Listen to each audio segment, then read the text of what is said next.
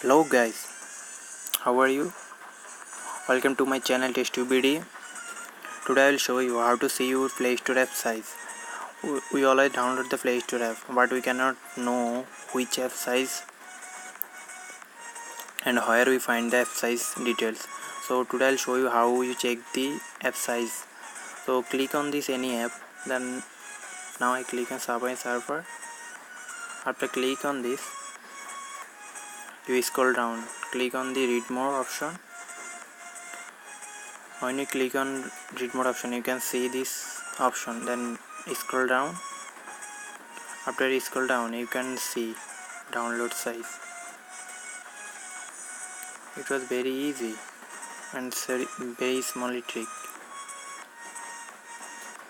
So now you can find any app size by this system.